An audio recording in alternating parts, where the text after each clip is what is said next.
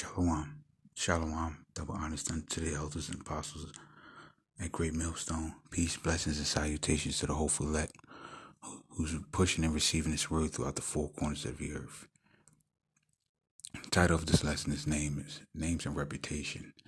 And I was just skimming through the scriptures yesterday. And I've also seen other videos of talking about how the names of the Heavenly Father and the Son is not important. But if you look at things on a small scale, we have names. And those names have meanings attached to them. And in those names, there were certain attributes. So if that's the case with us, then how much more with the Heavenly Father? And I just wanted to break out some scriptures to give an example. We're going to start at Judges chapter 6, start at 1. And the children of Israel did evil in the sight of the Lord. And the Lord delivered them into the hand of the Midian 7 years. And the hand of the Midian prevailed against Israel. And because of the Midianites, the children of Israel made them the dens which are in the mountains and caves and strongholds. And so it was when Israel had sown that the Midianites came up. The Amalekites and the children of the east, even they came up against them. And this was a large army, pretty much too much for them to really handle. And they encamped against them and destroyed the increase of the earth till thou come unto Gaza, left no sustenance for Israel, neither sheep nor ox nor ass. For they came up with the cattle in their tents, and they came as grasshoppers for a multitude, for both they and their camels were without number, and they entered into the land to destroy it. And Israel was greatly impoverished because of the Midianites. And the children of Israel cried unto the Lord. And it came to pass, when the children of Israel cried unto the Lord because of the Midianites, the Lord sent a prophet unto the children of Israel, which said unto them, Thus saith the Lord, power of Israel, I brought you up from Egypt, and brought you forth out of the house of bondage, and I delivered you out of the hand of the Egyptians, and out of the hand of all that oppressed you, and drave them out from before you, and gave you their land. And I said unto you, I am the Lord your God. Fear not the gods of the Amorites, in whose land ye dwell. But ye have not obeyed my voice. And there came an angel of the Lord and sat under the oak which was in Ophrah, that pertained to Joash the Abizarite, and the son of Gideon threshed wheat by the winepress to hide it from the Midianites. And the Lord appeared unto him and said unto him, The Lord is with thee, thou mighty man of valor. Now keep that in mind, thou mighty man of valor. He was calling him something. He pretty much was calling him, giving him a title or attribute that Gideon himself didn't believe he had. You'll see when we read on. And Gideon said unto him, O my Lord, if the Lord be with us, why then is all this befallen us? And where be all his miracles which our fathers told us of, saying, Did not the Lord bring us up from Egypt? But now the Lord hath forsaken us and delivered us into the hand of the Midianites. And the Lord looked upon him and said, Go in this thy might, and thou shalt save Israel from the hand of the Midianites. And have I not sent thee? And he said unto him, O my Lord, wherewith shall I save thee? Behold, my family is poor in Manasseh, and I am the least in my father's house. So he didn't have that mindset. He was the least, and let's look up that word, least.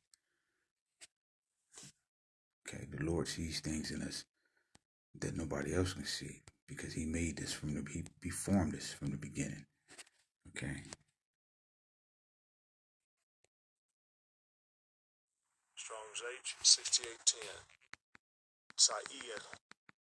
Sa'ir. Okay. Second entry. Sa'or. Okay. Third entry. Sa'ir. Okay, and the word means little, insignificant, young, insignificant. So that, I don't know, that could be little in reputation as well as in size and experience, knowledge. So he felt like he didn't have all those things that the Lord was saying to him. Okay, so But we know how the Lord, know how Yahweh Bashem Yahweh Shai gets down. This is First Corinthians chapter 1, starting at 26.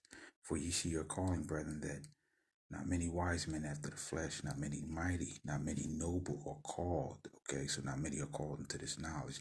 And these are people of high reputation. Okay. But Yahweh have chosen the foolish things of the world to confound the wise. And Yahweh have chosen the weak things of the world to confound the things which are mighty. And base things of the world, and things which are despised, have Yahweh chosen. Yea, things which are not, to bring to naught things that are, that no flesh shall glory in his presence. Okay. Because he uses the weak things of the world to confound the wise, the proud, to bring down the proud, the lofty in this world. Okay.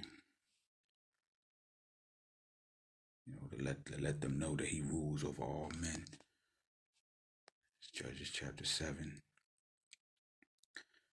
I'm going to start at verse 1. Then Jerubbaal, who was Gideon, and all the people that were with him rose up early and pitched beside the well of the Harod, so that the host of the Midianites were on the north side of them, by the hill of Moreh and the valley. Okay, if you look into the words, Jerubbaal, okay, let Baal contend, the name given to Gideon by his father when he destroyed the altar of Baal. Gideon was that's the name his father gave him, because through his zeal, he took down one of the altars, the pagan altars. Okay, look up this name, Gideon. He was a hewer. Okay, probably equivalent to him hewing down that altar. But when it goes down, it says warrior. Okay, so the Lord, like he said, he formed us. He knew us before we knew ourselves. We can get that in Jeremiah.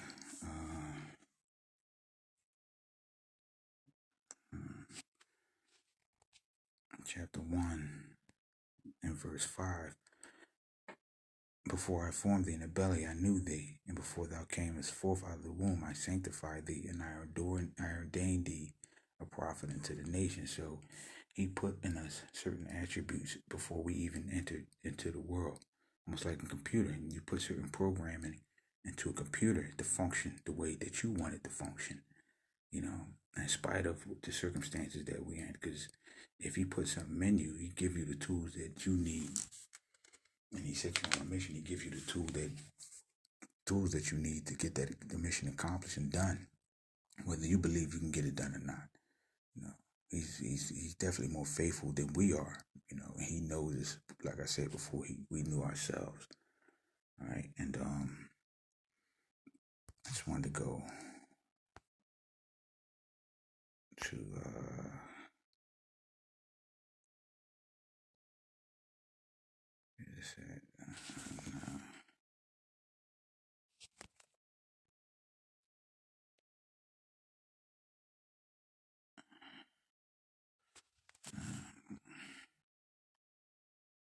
I must have deleted it, but I'll put it back in. Names of reputation. The difference between name and reputation, when you use as nouns, names, and any normal word or phrase which indicates a particular person, place, or thing, whereas reputation means what somebody is known for. Okay, and that's in a carnal sense. But I wanted to read this. Okay, and it's talking about brand names. Okay, so you know how people feel about brand names. They put on certain clothes and things that make them feel good. Okay, no, get back. Excuse me. Okay, and in this article,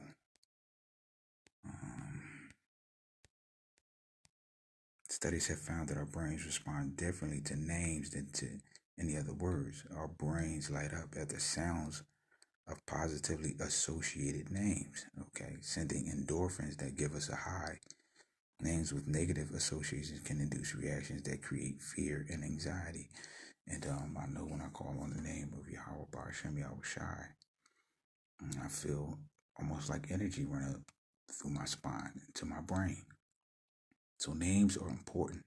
So if the point of this that I want to make, if we have names and we have attributes that go along with that name, how much more important are the names of the Heavenly Father and the Son? All right. So with that, I pray that you've been edified through this lesson. And I'd like to say shalom.